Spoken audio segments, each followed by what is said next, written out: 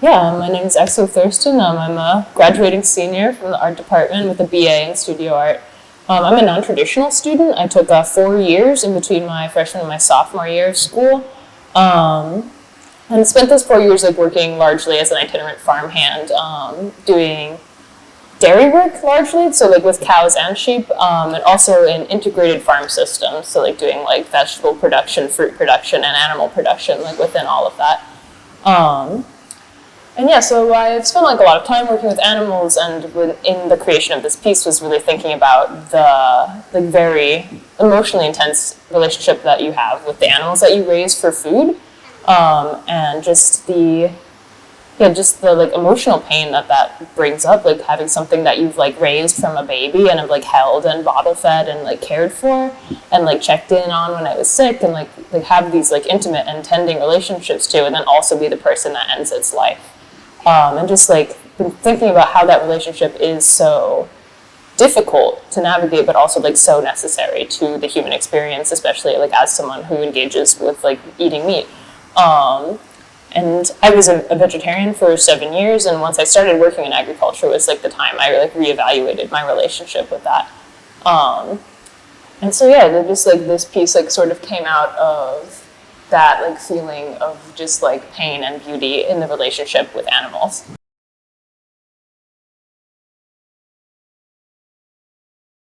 Yeah, I think one memory that I have that is very much in connection to my relationship with animals was I nursed a sick lamb for I held I was the one who found her after she was born, and she was born very sick. And I carried her everywhere with me, and I had to bottle feed her and then tube feed her through the first week of her life, and then also had to be the person who put her down when she wasn't able to survive. And so I think that was a very important experience for me. Was just very hard, and also as a farmer and someone who works with animals, it is also just something that you have to deal with. Death is such a integral part of raising things, and so really helped me be able to navigate those relationships and learn that hard lesson of sometimes it's easier, or it's better for the animal not to fight for them. So I think that's one very core memory with that, and also I feel there's ones that are less sad as well. Just thinking about the time I was feeding my pigs, and they pushed me into an electric fence, but the pig was still touching my leg and ended up getting shocked, and never tried to push me into the fence again. So it's lovely being able to work with creatures and learn their personalities, and they learn about you, and getting to become friends with something across the species line.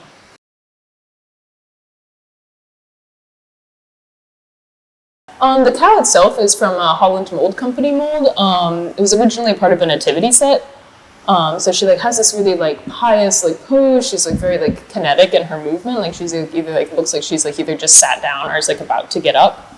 But it's a figure that is so willing to accept burden. And so I burdened her with these strawberries and other fruits, mostly strawberries. And so they started originally as waxes. The cows were cast in wax from the plaster mold. And then the strawberries, I made alginate molds of individual strawberries and then casted waxes of those, and then they're seamed together. And then using different mold making techniques, I used plaster silica molds, zircar molds, and ceramic shell. Different ones depending on material. And casting techniques, so the ones that I hot casted with glass from the furnace were zircar, because zircar can't support the weight of billet glass because it's such a thin mold material. Whereas the glass that I cold casted was plaster silica, which is a slightly more stable mold because it's thicker. And then the metal was done in ceramic shell because it's the easiest metal.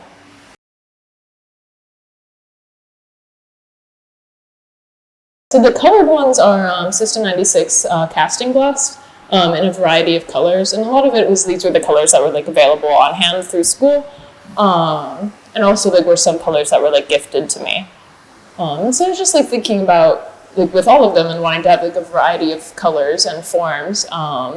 Just thinking what colors looked nice together in a group, and also what colors I was interested in having the forms be represented in. So I chose some more natural colors the brown and the white and the black, and then also did the bright orange and the pink and the green, just because I felt those colors like looked like nice together, and the wax that you cast them in is like this like really dark brown. So I just like was like thinking about that color, like when I patinaed the bronze, like wanting to keep like a dark color in that versus like when you like bring the bronze, like when you sandblast the mold material off, it is like very like bright. So I wanted to like keep those more muted, reference the wax material. And yeah, I think I've worked with glass for a couple of years, and it's just a material that I'm like very interested in.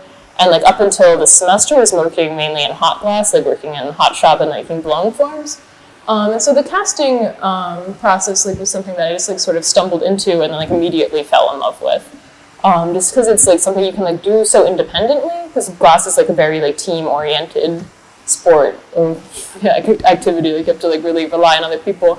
And the casting part was nice for me because it allowed me to like have like an independent art practice and also like think through my work on my own.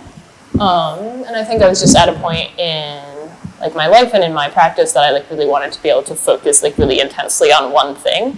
And I was able to spend the entire semester working on these pieces. Yeah, and each one is unique. The cow is the same throughout all of them, it's the same mold, but the arrangement of strawberries on each one is different. And I think like part of that is just labor is like a really important part of my process. I like to do things the hard way, like take the very long road through things that sometimes like to my own detriment.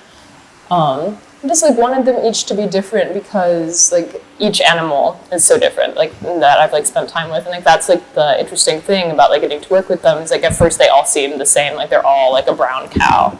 And like then you like get to know each of them and like figure out what makes them unique. And so I wanted them to like all look very similar. Like have like similar form and like similar like coverings and in like relatively similar patterns, and then like once you get to like look closely at them, you can like see the things that make them different.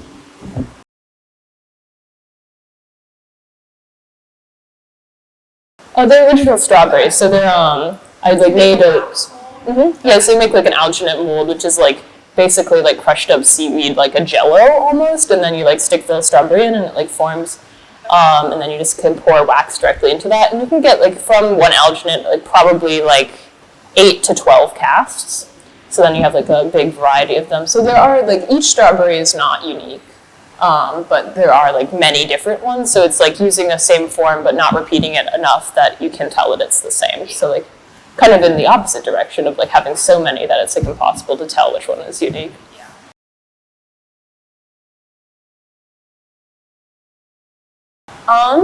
So the bricks I was thinking of is more like the bricks exist like as a utilitarian object, and they are just like very plain. I also like wanted to like reference the particular pedestal that they're up on, just in they're like lifted up off the box, and then they're also then like the box is lifted up off the ground. And then too, they just I feel like a lot of my work does involve bricks. I'm like very attracted to their like utility. Like there's something that like exists like as form over function, or as function over form, I'm sorry, rather than form over function. But also like end up like having this really beautiful form, like almost coincidentally. And I think as well too, the bricks like as like such utilitarian objects, bringing them back into like the agriculture aspect of the work, like animals are like a utility. And so like thinking about that too is like these are the things that are like beautiful and also like have a purpose, have like a function. And also yeah, just like referencing tools and utility like that.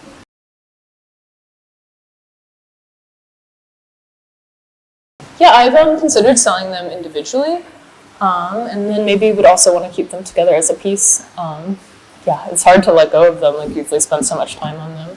Each one, I think like each wax takes about like 4 hours to make, and then like another like handful of hours to like make the mold around it, and then they each sit in the kiln, like the glass ones anyway, for like a week and a half. And then you have to demold them, and then you have to like cold work them, and then you have to polish them on the bottom. So it's definitely like a very time intensive process. I think like towards the end of working on this piece, I was spending like 15 hours a day in the studio or more, like just working on this. And it was like super nice to be able to like dive so intensely into the work.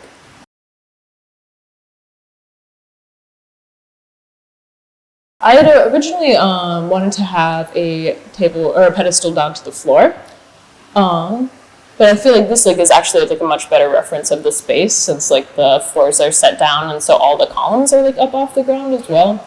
And then too, like it is like almost an animal in and of itself, because it has like the four legs and like the long form. I was gonna say that. Yeah, so it's like it's another creature like carrying a burden upon it as well.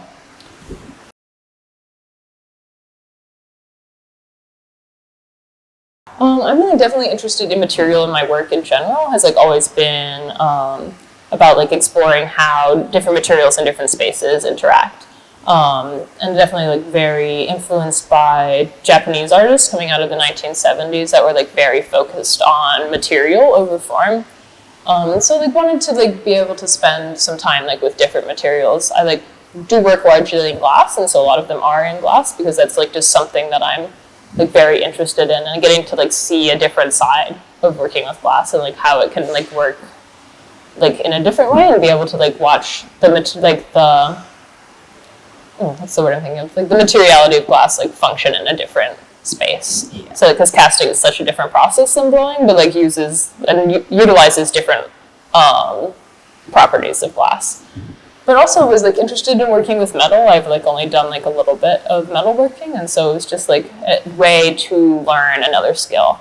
I'd done like very little casting up until this point, and yeah, it was just like a process. I was like immediately like, oh, I want to know like as much as possible about all of this, and so utilizing different materials was like also like just a way to like practice different mold making techniques as well.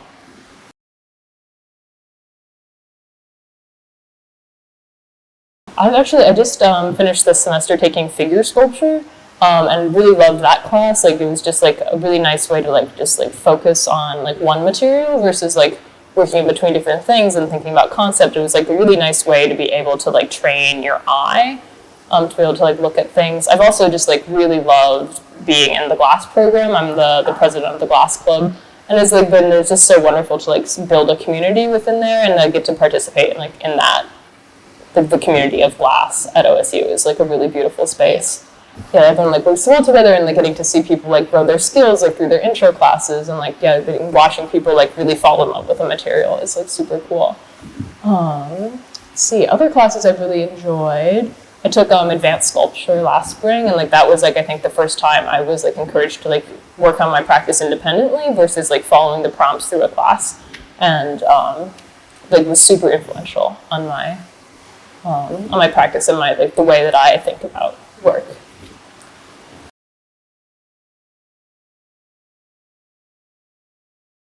Yeah, I mean, I'm still like very like super fascinated by the casting process and like want to continue casting. I've also like begun like translating these forms like into digital like scans, like just taking photographs and then making vectors of them and then printing them with the risograph. So like also taking this particular image and like making it into 2 dimensions. So it's like a lot of what this piece is about is like translation of form. So like going from like a mold to a wax to another mold to another wax. So like just like the like translation from object to object to object to object, or each with like a different like positive and negative relationship. So then also like take that to a translation between with like 2 dimensions and 3 dimensions between color and like positivity like within the risograph, like using like making a master and then like making a print from that, and then how that can like then be translated again into something else. So very excited to like continue like with this form 2-dimensionally. I also like have more waxes of this form to like make more of them. And yeah, I think there is like a lot still to digest with this work. I like haven't like fully chewed it up yet. A lot of the clear ones, when you like look at them from the underside, like have this like really beautiful reflection of the mold texture underneath, which I think is like something that I want to be able to explore more, like maybe casts that are viewed from the polished side versus having the polished side like be just like set against a surface.